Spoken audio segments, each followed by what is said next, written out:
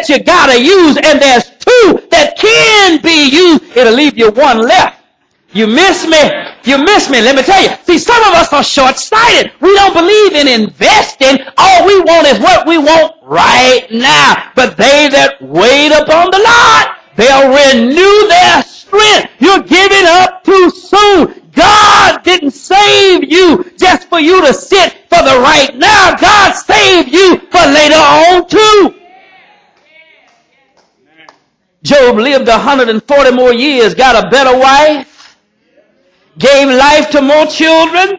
Why would you say he got a better wife? Well, the one he had told him, commit suicide. That I didn't really, listen, I can't deal with you. You all smelly, you all sick, you all messed up, the money's funny, the romance is gone. Job, just kill yourself. It's over. You don't have nothing to live for. And do you know there are people that will talk that way in your face to you and tell you that you might as well die? But if God has given you life, you might as well tell them no. In fact, hell no, I'm going to live.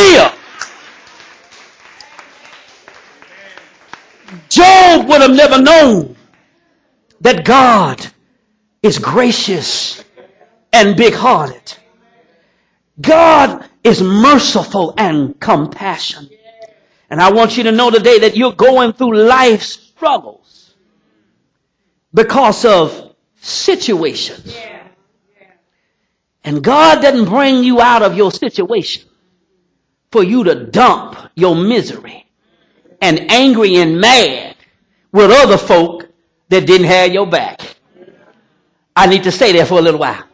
In fact, Job has to pray for his friends and bless them after they cursed him. See, God didn't deliver you for you to be a demon in the life of somebody else. You know, we said stuff, yeah, I'm going to get you back. Oh, yeah, I'm plotting. Listen, God has not saved your soul for you to become a satanic force in the lives of other folk. In fact, if you're depending on them for your support and for your firmness, you're missing the mark. There comes a time in your life when you have to learn that you can't depend on nobody. I said nobody but the Lord. When your father and mother has forsaken you, then the Lord picks you up. When your friends have turned their back on you, that's when you see God. Stop getting angry on folk when they can't help you. God may have navigated the circumstances that they really can't help you because they're not there to help you. They're there to hurt you. Too many of us have let other folk help us instead of letting God be our help. That's why you're mad. That's why you're trying to get even. Because you depended on them rather than depending on him. And God did not crucify Jesus for you to become a get-you-back Christian. God got Job out of that situation, and Job blessed his friends because he saw God to be the source of his life, and God blessed Job after he blessed them. That marriage has been over a long time ago. They've remarried and you still upset. Get over it. Move on. Get your life together. You can't even stand there sight. Listen, you ought to walk along and say, hey, they'll make you a better mate because what God was able to do in my life through them. See, you need to learn how to let some stuff go that God can bless you more. I said you need to learn how to let some stuff go that God can bless you more, because if you're not being faithful over your salvation, God is not going to lump more of his gracious gifts on you. I know I'm long, but I got to go because this is the issue. You know what? Too many Negroes upset with white folk and you ain't never been a slave. I mean, you've never been a slave. In fact, if somebody asks you to do something, you'll get an attitude if they have the wrong color. Listen, they just asking you to do something out of their humanity, and they need your help. They're not trying to say that you're a slave. Listen, can you help me get my bag? They wasn't trying to say, you're my luggage boy. They're saying, I need some help with my bag. Let it go. Let it go. Because you're really enslaving yourself with the mentality that you are inferior, or you think they think you inferior. Let me tell you something. You can't control what other folks think, but you can control what you think. And listen, he will keep you in perfect peace, whose mind is stayed on him. I got to move. Not only we need to see the ancient one to be the model, because the whole point is that God has a purpose in your life. And God is bringing and navigating the circumstances of your life that you might learn the compassion of God and the mercy of God. But then we also need to look at agriculture, the farmer. And James uses this primitive farmer in Palestine. And he says something wonderful. He says, watch this. He says that the farmer, watch what happens. He says, now listen, you need to have the patience of the farmer. Are y'all with me? He says, because the farmer waits for the precious fruit of the earth, waiting patiently until he receives the early rain and the latter rain. Watch this now. The early rain came in order that the ground could be saturated and moisture in order for him to plow. If the rain did not come, the earth was hard. It's an arid area in Palestine, so his plowing efforts would be almost futile. But if the rain came, Royce, it could break up the fertile ground. But then after the rain came, he plowed, he would plant his scarce seed. Are y'all with me? And the farmer, after he plowed, that wasn't it. He had to plant seed. But then not only did he have to plant the seed, but he also had to wait for more rain to show up in order to water the seed. There was some stuff that was beyond his control. And he had to trust in God in order for a harvest. You're missing me. Let me put it in your lap. See, a whole lot of us, the farmer, there's some stuff the farmer can do. But there's some stuff that the farmer can't do. And the farmer has to do his part and trust God to do the rest.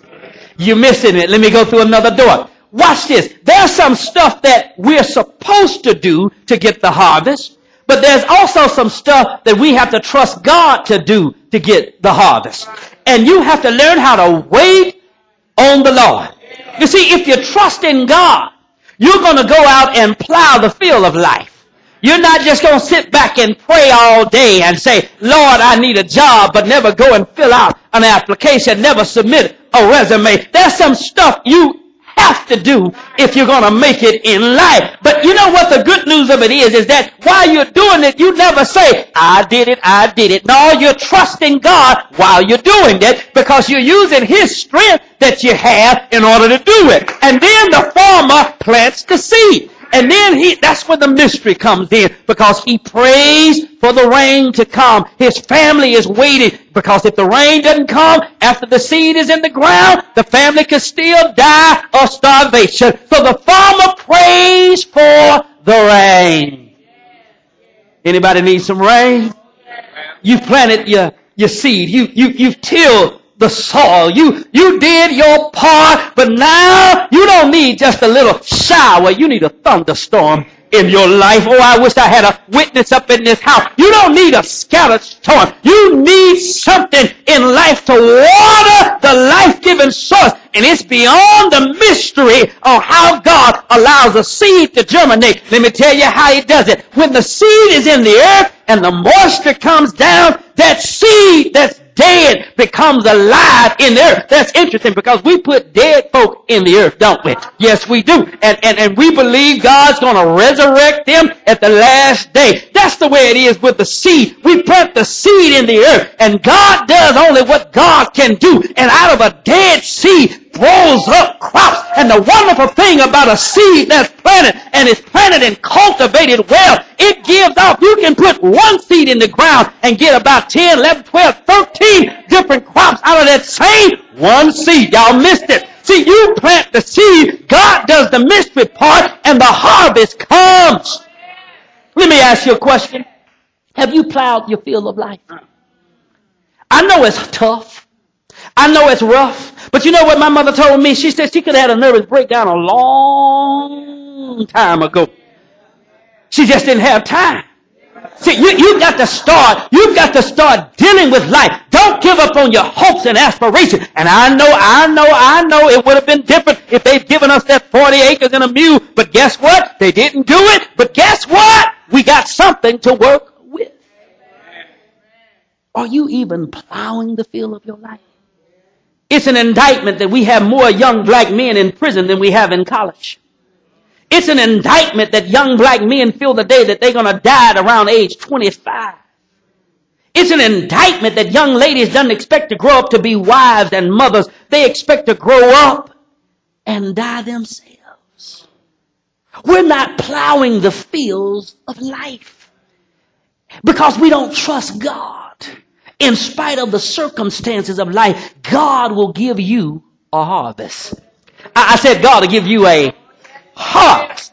I know your field might not look like somebody else's field. Your field might not be nice, fertile ground. But I want you to know something. If God can give a harvest in the arid deserts of Palestine, He can give a harvest right in Kansas City. I know they shut the schools down. I know the classrooms are full. But God can bring forward knowledge and life out of bad situations. You want me to document my case? Look around the room, because you know you went to school and everything wasn't so well. It wasn't even a computer in your school. But look at you working one right now. God can take what you have and give you more with it. It's time to leave. It's time to leave. Somebody say, yes, please do. But listen, I need you to get this. God does not give that farmer a harvest for him to hold back on somebody else that's hungry.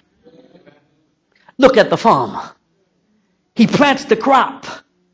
God mysteriously gives an abundant crop. He has more than he could ever eat.